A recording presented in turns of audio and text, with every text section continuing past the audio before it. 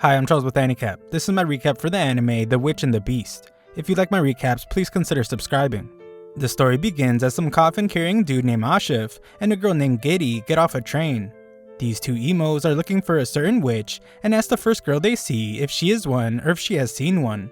Giddy is seriously impatient, so Ashif apologizes for her behavior and explains that she just can't contain her excitement when it comes to witches.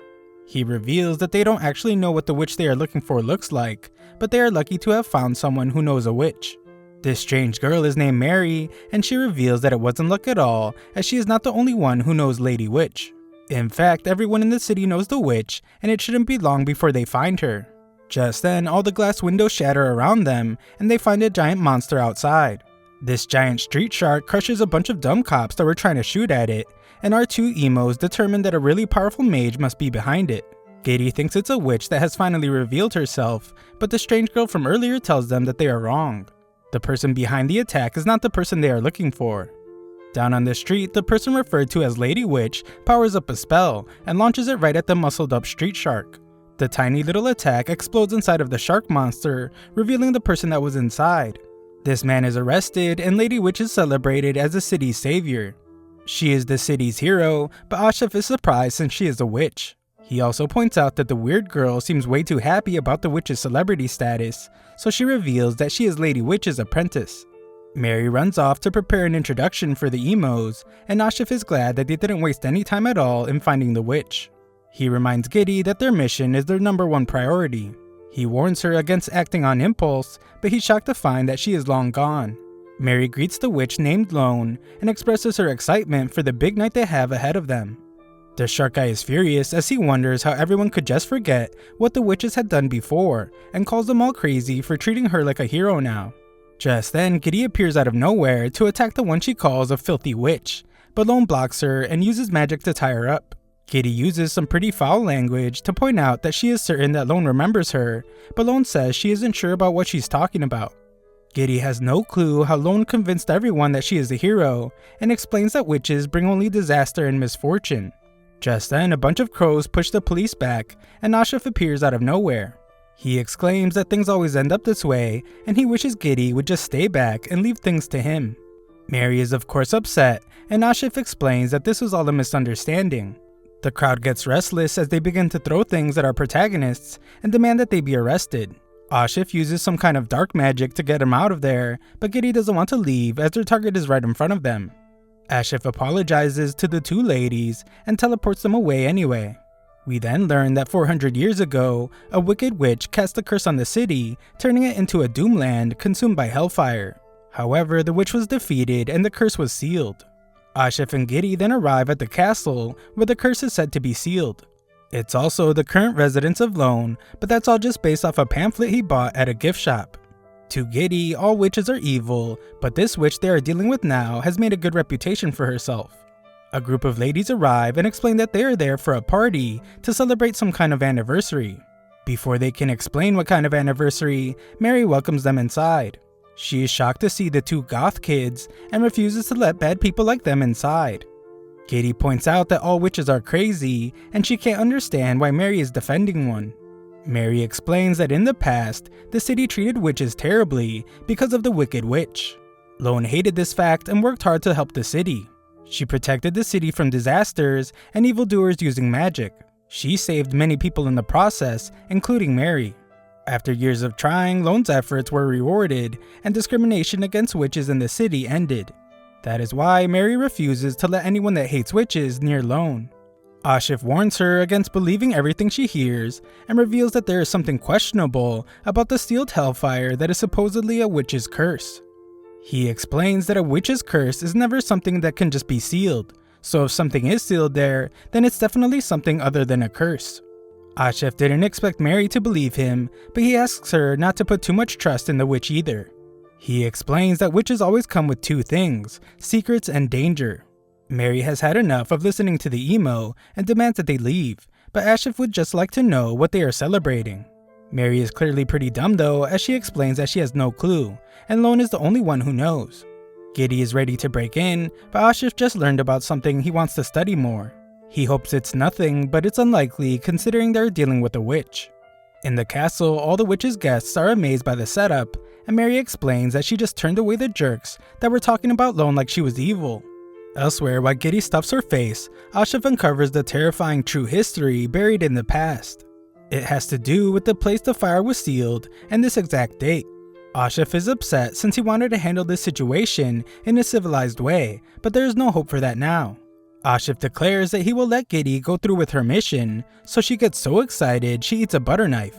As they leave their hotel, some police try to stop them on Lady Witch's orders.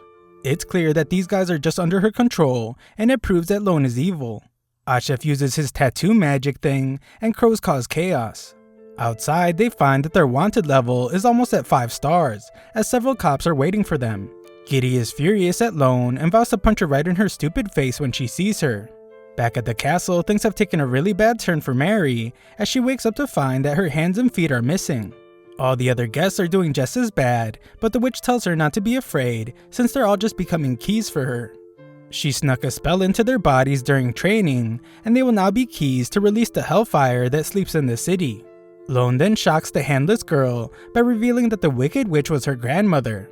Her grandmother actually wasn't wicked at all, as she was the one that sealed the fire and saved the city. The true cause of the fire remains a mystery. However, witches were always getting blamed for disasters, and her grandmother was executed because of it. Lone has endured countless attacks on her life as well, so she doesn't plan on forgiving any of it. Mary begs her to stop, but Lone reveals that this day is too special to let pass. Exactly 417 years ago, the seal was put in place, and this day is the one day when its power awakens. Just then, one of the human keys opens the first lock. Just this one lock causes a massive fire to break out in the city. Lone celebrates this amazing day, but Giddy arrives to break up the party. Unfortunately, Lone stops her easily. Giddy tries once more, but Lone uses her immense power to push her back. Lone is shocked that someone as powerless as Giddy would even try to attack her. Lone is no fool though, and already knows that Giddy was just serving as a distraction. She unleashes an attack on the sneaky Ashif, but he blocks it just as he finished up putting up a barrier around all the girls. Lone is amazed that he caught onto her plan and wonders just who this guy is.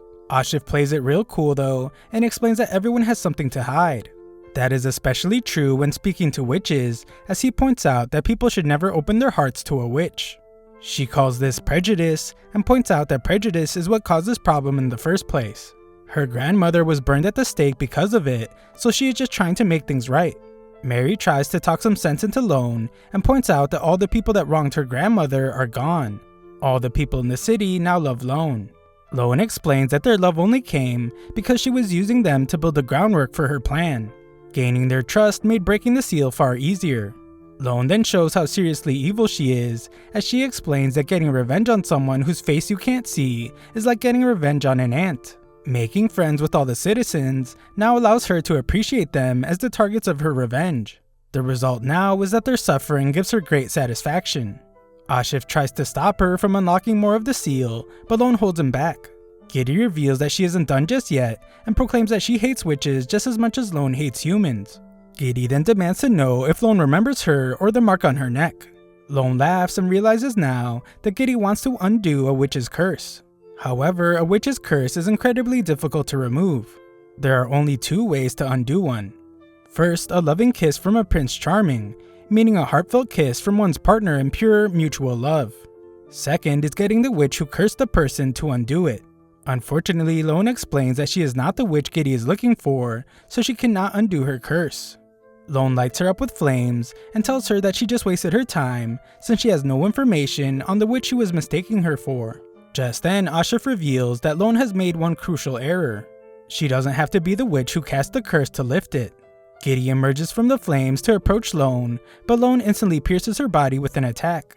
Giddy shockingly smiles, however, and plants a kiss right on the witch. Ashif reveals a third way to remove a curse, and that is to kiss a witch. Darkness flows out of Giddy's body and right into the coffin Ashif always carries. Lone has no clue what is happening and is stunned when a beast begins to emerge from the coffin. Lone feels its menacing aura, but can't understand how she doesn't sense any powerful magic. She wonders if this is Giddy's true self, and Ashif hopes that Giddy isn't too rusty. Realizing the danger, Lone fires an attack, but Monster Giddy is completely unharmed. The witch tries an even more powerful attack, but Giddy once again is unscathed. Lone reaches into her bag of tricks to unleash her most powerful spell, and Mary wonders why Ashif isn't helping in the fight. Ashif reveals that he is merely a first-rate mage, and he would be of no help at all in this battle. That isn't a problem though, as his help is not needed one bit. This is because Giddy is the most terrifying of all creatures, and the witch's greatest and only natural enemy. Just then, Giddy emerges from the smoke to grab Lone, and with just one punch sends the witch flying. Lone can only wonder what this creature is, as she is defeated. Monster Giddy collapses, and Ashif recovers normal Giddy's body. Afterwards, Ashif is glad to see that the fire is getting under control, but Giddy is furious to have run into another dead end. Ashif agrees that it's a shame since this method can undo the curse, but not forever. For a more permanent solution, they will have to find the one they are searching for. Back at the castle, we see that all the girls have their hands and feet again.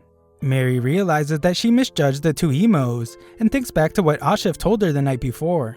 Their job is to bring witches back to the Order, and the Order tackles all manner of magic-related trouble. Their business with the city is over, so the two head home. Thanks for watching my recap. Sign up to my free newsletter if you want to show some support to the channel. Link is in the description.